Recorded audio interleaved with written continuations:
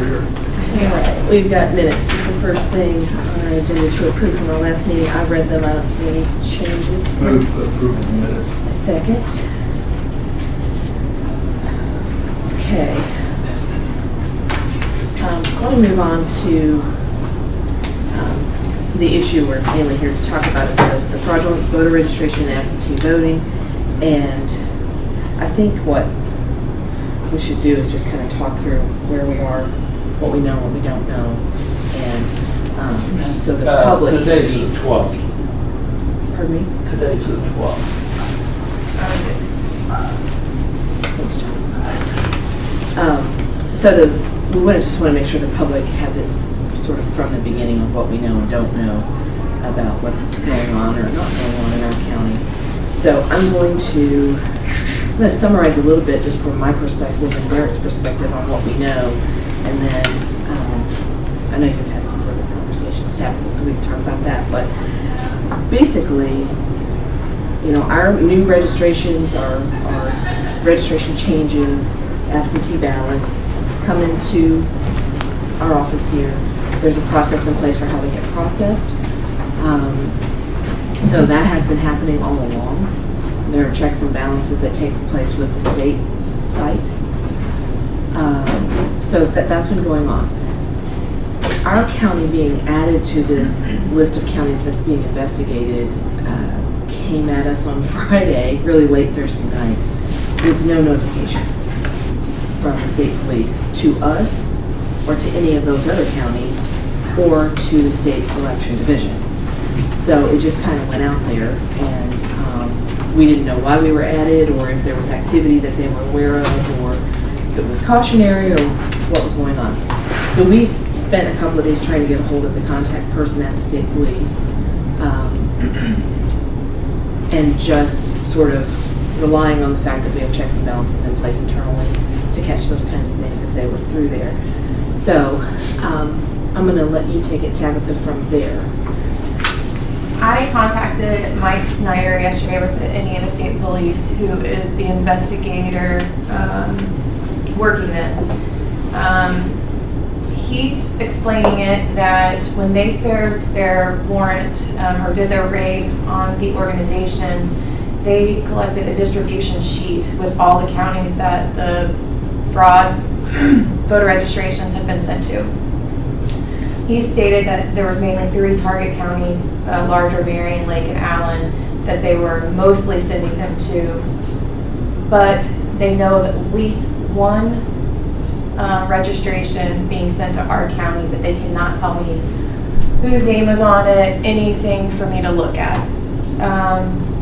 He kind of told me what we need to watch for, which was incomplete registrations, missing date of birth, social security numbers, but he said that it's not, we can't look at it like it's just 1.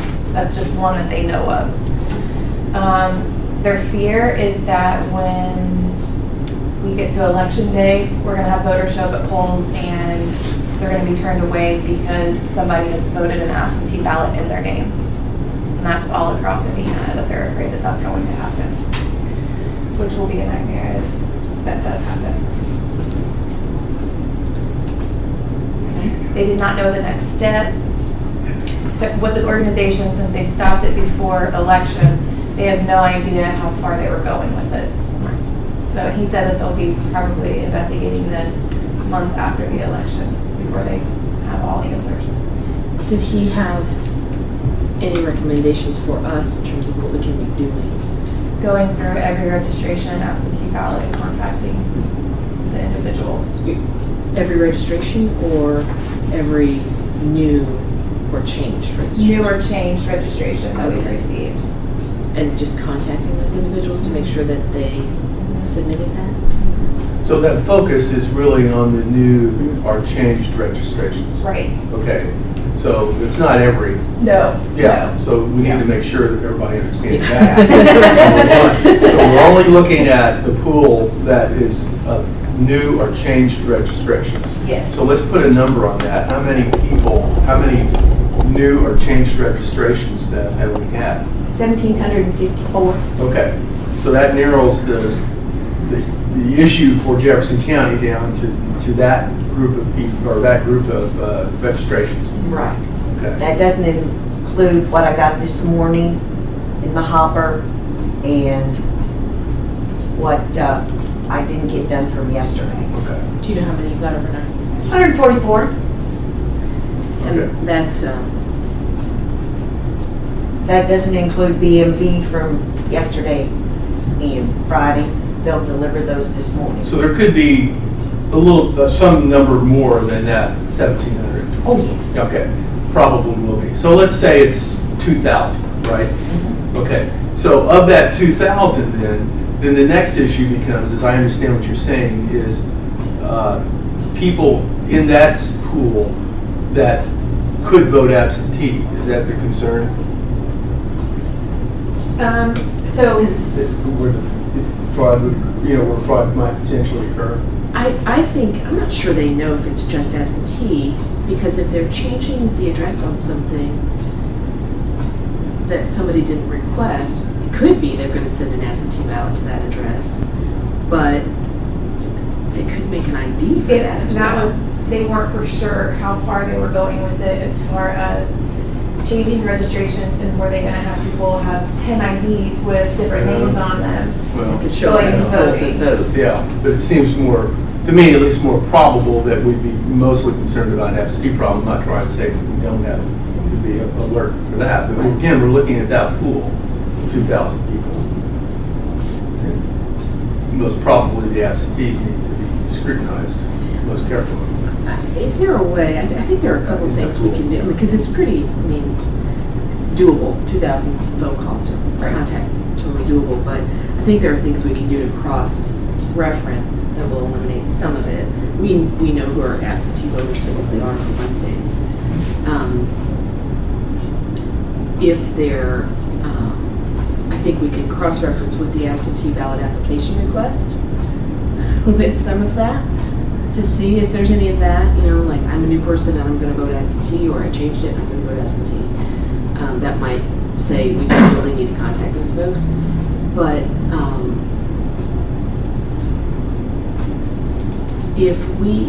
one question I had is if we're going to reach out to these folks and contact them just to verify that they sent the information in. I'm assuming the process is if there's no contact number that we're going to drop them a letter. That's really the only thing we have, right?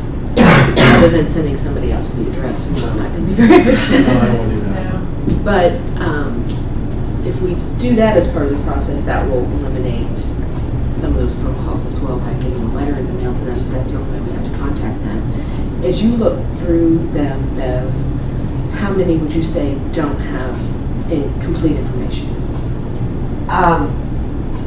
Very few do not have complete information.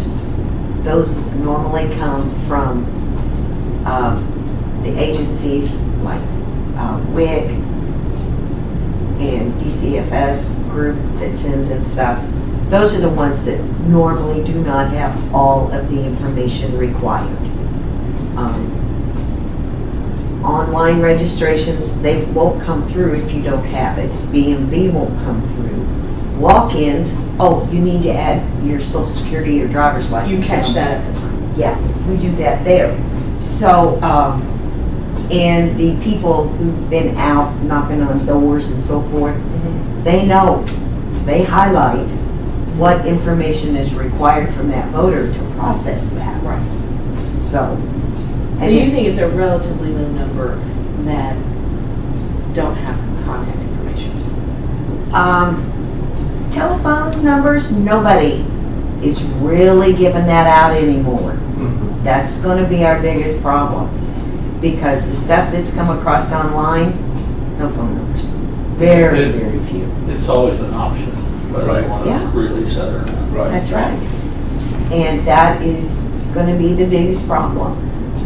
We can go back through their record and see if there's an old phone number listed. But, And people call are back. switching to cell phones.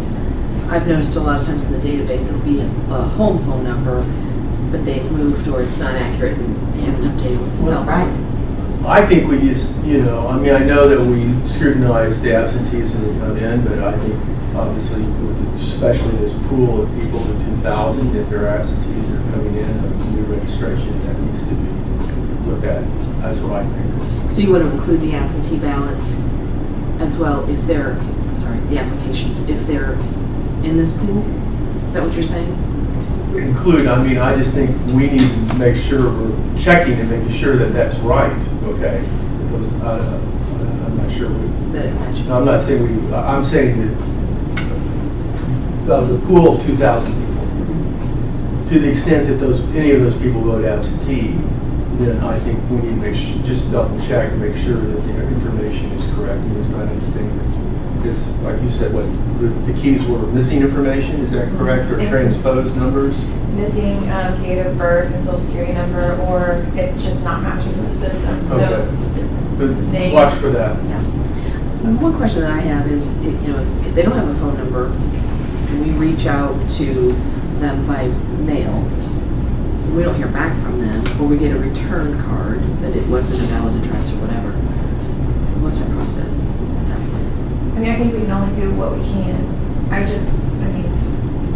If we've no phone number, we've sent out a letter and it's returned, I don't know if we have another option. Yeah, I think there's some concern on my part of, quote, investigating our voters. I don't want that to happen. I don't think that's right. I think that's not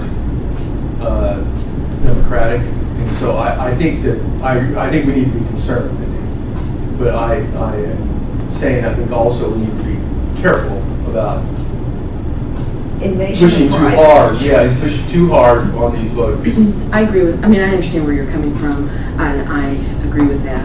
I don't think there's anything wrong with trying to reach out to them and contact them. I think what we are charged with doing is making sure our elections are fair and there's no fraud involved. So I agree. That's why certainly willing to reach out to them and make sure that I think they would appreciate a phone call or some kind of contact to say, I'm just making sure this is what you wanted to do. I just want to be able to tell the voters at the end of this election that we did everything we could to make sure that our county wasn't affected by this, like we suspected on Friday. Well, I agree with that. I'm just raising, I don't know, when you say contact, I guess I'm agreeing that we should, phone contact is okay.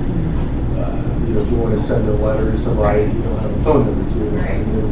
That's all we can do. Right. I don't think we should. I think we should do that. I think that's due diligence.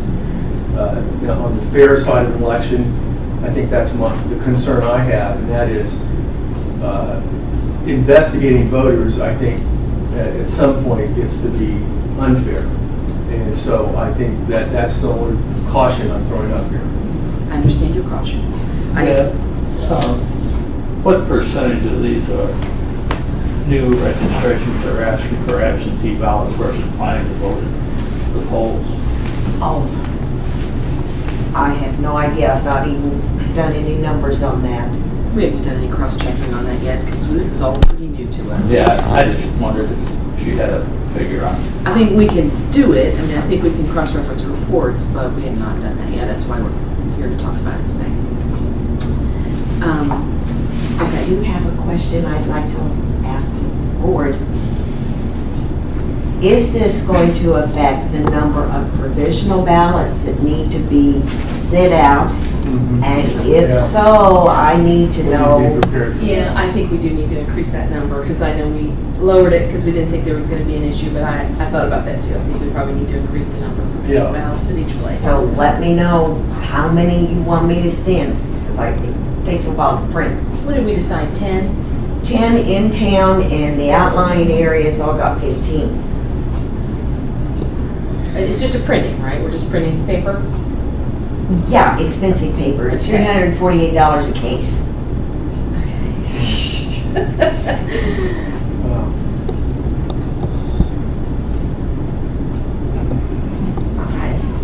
Okay.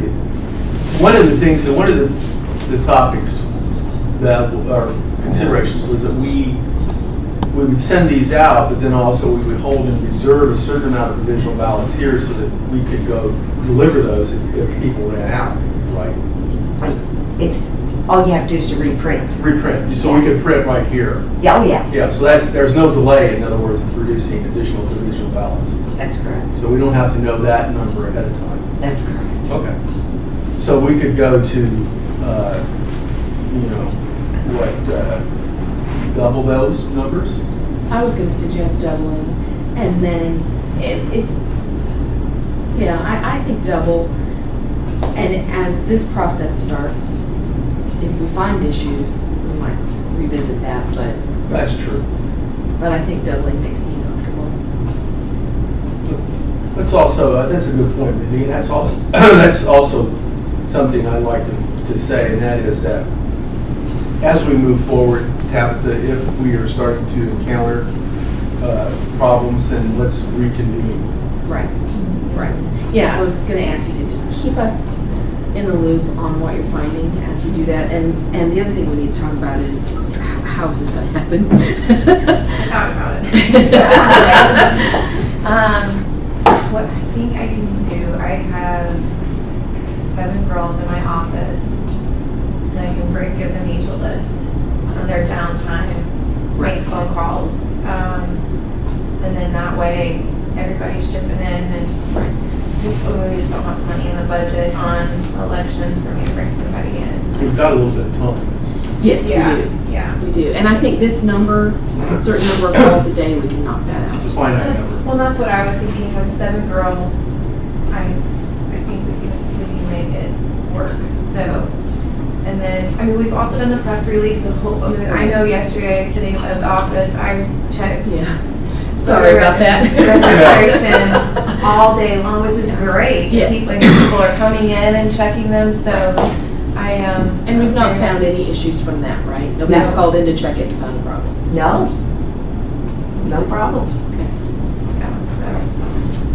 This new information that we have, that basically we're focused on the new or changed registrations. Is there a way of getting that information out so that we could relieve some of the anxiety about We could probably do registration? another press release because I don't think that was in our one from Friday. Right, I think that's an important Yeah. piece of information. You're saying to issue, I'm sorry, clarify for me what you mean.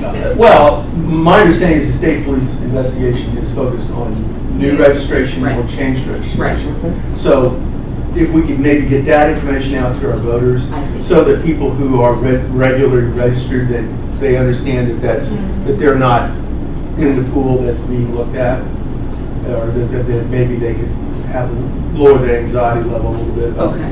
what this is. But they don't know if it's been changed, if it's been changed without their knowledge, but I understand what you're saying. The other thing that I was going to mention is, I just feel like part of this, because I think that's a large number of new and changed registrations for our county. I do think that's a big number. But if you consider that, our Secretary of State had that whole process of making people inactive if they hadn't voted and they didn't return the card. I think that's part of where the new registrations are coming from, because it's presidential. So they want to come out and vote for the presidential race. They may have fallen in the inactive list and have to reinstate their registration. So I think there's a possibility that that's affecting the number. But How does it compare to previous presidential elections, the number? Oh, we're getting a lot of new people. This is worse than 8 and 12. okay. Not worse, but more. We would actually call that It's a good turnout. Yeah, that's. not for you, but for the voting process. Yeah. I've always wanted to see a 75% turnout Okay. of our voters. Okay, so we're doing better. And, we just might make it. Yeah, let's just make sure they know it. But I will say, we have had 188 canceled voters reinstate. Okay. 188. Yeah, That you know for sure. yeah. Okay, well, that That helps. That helps answer some of the questions. And totally new, whether they've been registered in another county or in Indiana or from outside the state was 652 as of last night. Totally. Yeah. Okay. For So our that breaks county. down that number a little bit. That, what was it, 800? About 800. So that is The 800. theoretically saying we have 652 new people in our county?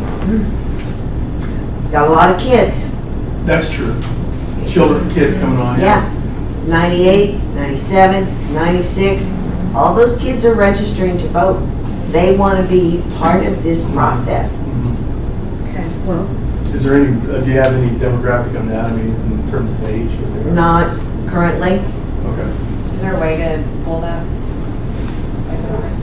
Yeah. We can get That that. just would be interesting to see how much of that she could is. run a report on it. I know. She can slice and dice it. I'm just saying, it'd be interesting to know what that, first voter number is. How many young voters do we have? Yeah. For curiosity, that would be interesting. Give me a couple of days on that one then. Yeah, we'll prioritize that a little lower. Okay. Okay, so are we all good with how we're going to do that then? Yeah. I think our voters appreciate the fact that we're taking a look at it. I have one other question. I'm going to bring this up just because we're on this topic of the software and the systems. So yesterday I asked Bev to walk me through her process of what she checks when she gets a new one in or a change, and goes into the state system, verifies the driver's license, the date of birth, all that. I mean, she's going to see it if there's an issue. But in the process of doing that, we found a guy who is registered in 2 different counties in the state of Indiana. Same date of birth, same driver's license number, both listed as active. I don't understand how we can have a state software system that doesn't catch that. I can answer that question. Please tell me. It's called human error. That's what I'm afraid of. And this is something I've griped to the state about from the day we went on this system. The person putting this in has got to be Sherlock Holmes. You've got the last 4 digits on a social, you've got a driver's license. Right. Well, you've got, if Tabitha registers in Scott County using her social security number, she comes over here, she uses a driver's license number, but she's got a new name. It's not Evelyn anymore, Right. it's Jones. Okay, wait a minute. Smell a rat. You got to think. 2 things come up in the system, 1 of each. So you've got to dig deeper. You've got to look at documents that's been scanned in. Got to look at the signature. That type of thing. You've got to dig. And these people don't want to do it. And their clerks don't make them do it. So technically, if he was listed as active in both counties, They can vote in 2 counties. Could we, I mean, in this particular case, I assume we red flag that? Is that Yeah. what we've done? have you contacted her? I got to call the state this morning. Okay. I just haven't had a chance to do that. Okay. I mean, I understand we don't have the resources to investigate every single thing like that. That's a software issue to me that's bothersome, that it didn't flag it and send a note to both counties. Okay, the thing that after election, I'm going to put forward an enhancement to our system where we can double check this information by going through BMV. I don't know if it'll fly, like we just talked about invasion of privacy and so forth, but that information is over in BMV. Right. And we should be able to get to it. So we can find Tabitha and make her active in 1 county. Okay. I just wanted to bring that up because I don't know if that's ever happened before. It just was that oddity that we were looking for a guy that had the same 3 last name. Seems like we've had that happen before. Oh, I've got a file on every county. I think I remember that file. It just seems so I simple. understand. I agree. We're humans, we make mistakes, but software is supposed to be smarter than No, us. I know. It's human error I- because they don't check. Out of curiosity, took a look at one of the change registrations off the report, and the very first one I looked at was a gentleman. Name was slightly different, like one was James A. and the other one was Aaron something. Same guy, It wasn't, it was a change to the registration, but the address he was changing to was here in this county for voting. But the property owner, which was him, had a mailing address in Scottsburg.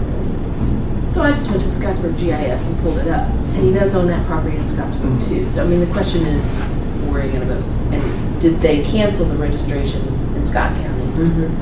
You know, Because I would have gone in and pulled it. right. Is Would there, I have mean, is there registered a cohesive way to know that? Do the counties, I mean, it's all in the state system, right?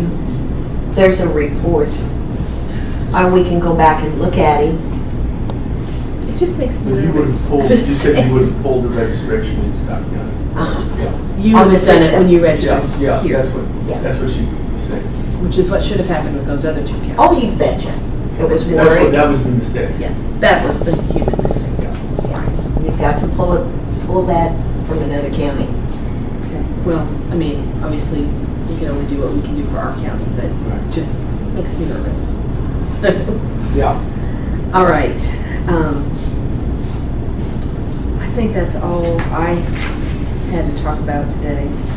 Anybody else? Yeah, I wanted to talk about our situation with the post office, because I know that we've encountered problems again.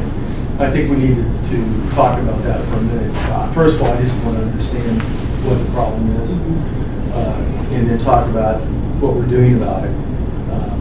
So, Tabitha, can you bring me up to date, or Bev, bring me up to date on the post office situation? Because I understand that we've had issues again with, I guess, their equipment reading the envelope. Is that correct? Yeah, and we printed labels to put on our return address on our ballot envelopes. It seems to be working, although we have had several phone calls from people whose ballot was issued on the 20th, 21st. They still don't have their ballots, Okay. which means we have to send them a form. They have to sign it, get it back to us. We mail them another ballot. And you've not received those ballots back. No. So they're floating someplace in a post office. Wasn't there an incident where you mailed, or the board mailed two spouses the same day the husband received his? The wife was contacting saying, you know, I've not received mine, so they went through the process and sent out a new ballot, and then she received her old ballot the next day. Oh.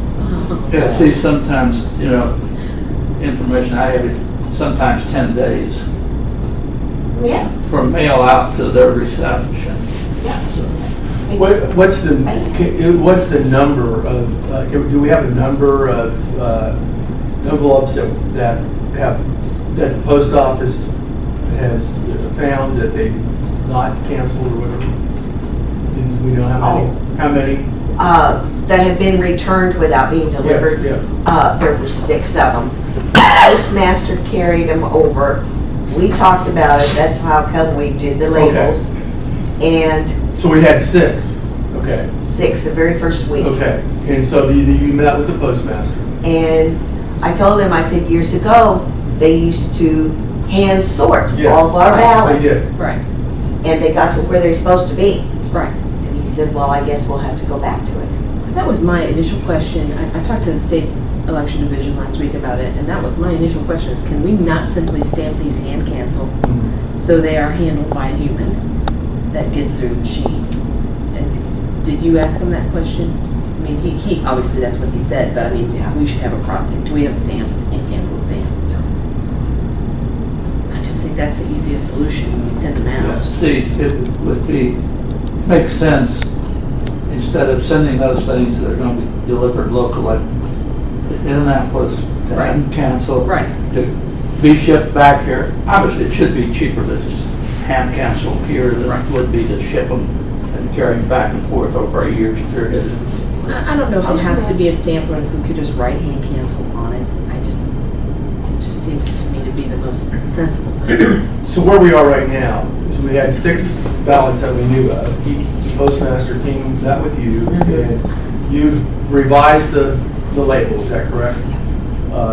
And that's seemingly worked, but then also as a result of this meeting with the postmaster, he has said to you that he was going to hand cancel these? Now, hand sort them, Hand sort them, okay. not hand cancel, hand Hand sort. okay. Which means they wouldn't go to Indy. They wouldn't go to, okay. Okay. And Unless- we believe Indianapolis machine is the problem? We don't know where the problem lies, that's the whole thing. Yeah, it's in their system. You've reached out to other counties, and other counties are having a similar issue, so, it just sounds like it's somebody's machine somewhere. Okay, well, I just want to make sure we're on top of this and we're in communication with postmasters. Oh, yeah. If we have more problems, then, I think this is another issue that we need to reconvene on if we continue to have this problem. I think new envelopes is what the state recommended, which is a cost. I don't know how many current envelopes we have.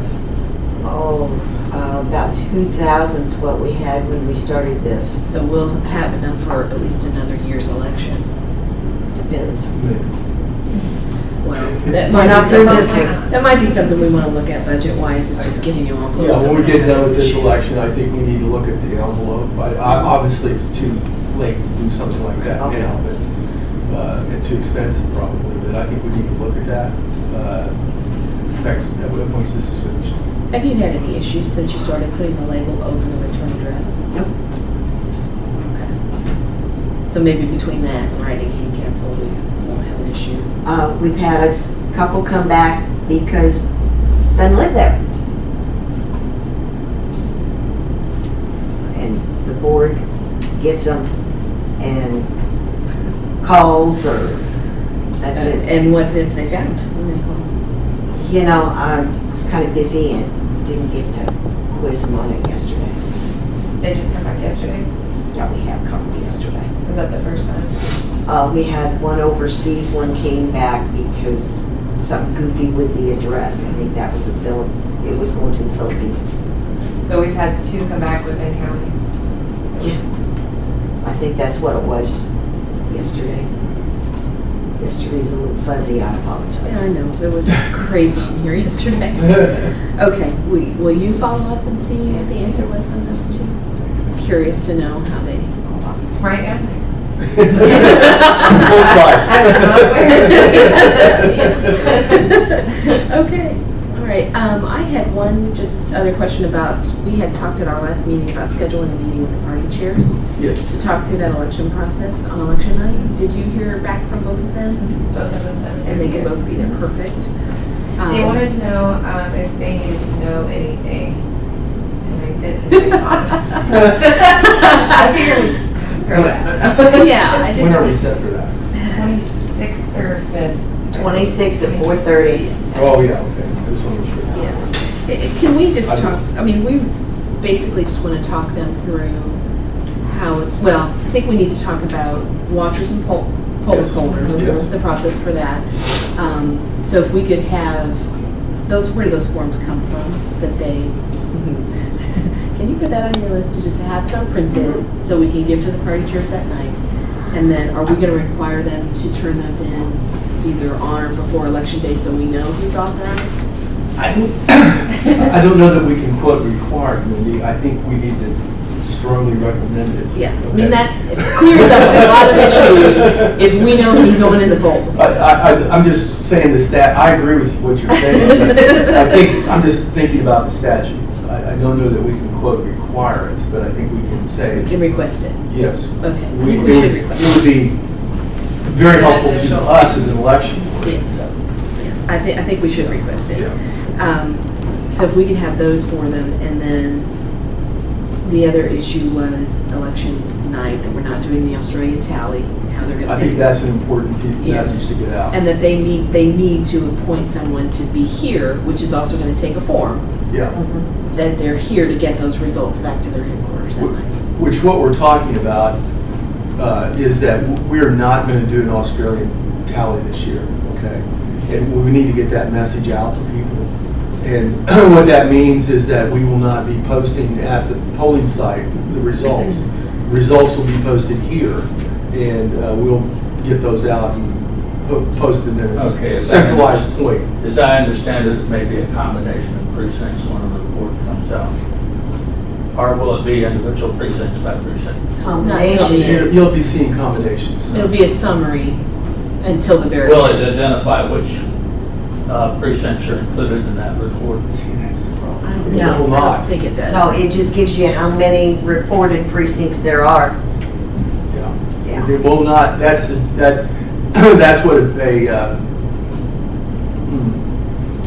that's, the Australian tally, of course, would do that because it's precinct by precinct, but we're not doing that. So the report will come out here, but it's going to come out, we're not going to run a report for every single precinct. But we I'd know say- who we've processed. Yeah, we'll know what And we could precinct. simply write on the top Yeah. before we make copies Right. that we've processed these we believe it includes these Right, but these we're getting, precincts. yeah, but that's correct. But what we've done in the past, John, is probably a report comes out every 4 to 5 precincts that we total. Yeah, it would be helpful if you knew which precincts were included in We that can report. identify which precincts are included, but here's the problem.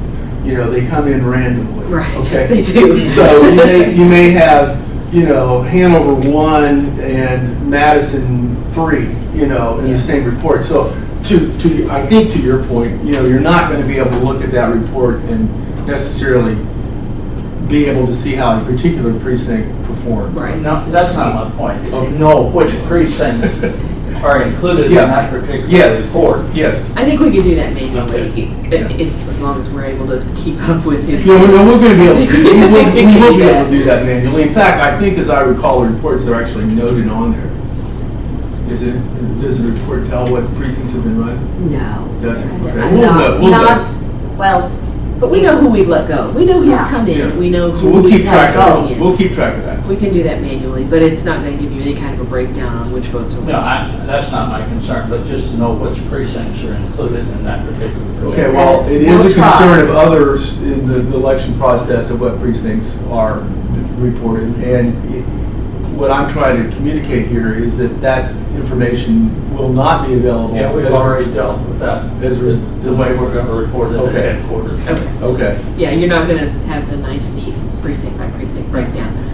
We'll wait for the paper to get it. Okay. Yeah, well, it's what it's not going to do is you're not going to be able to look up at a particular precinct and see a trend. Yeah. Right. Okay, because all of us know there are certain precincts that perform certain ways, and we're not going to be able to see that. not until the very end. It takes quite a while to generate these, and depending on how many votes there are for each At the person. end of the night, will you will kick out one? Oh, yes. Oh, yeah, we'll do At that. the end of the night. Yeah, but what we'll do is, as we go through them, we will be kicking out the reports we normally do, but we'll try to, every 4 or 5 precincts, get a report out. Okay. Is there anything else we need to add to that list to talk to chairs about? I think that there were suggestions too. Yeah, that's good.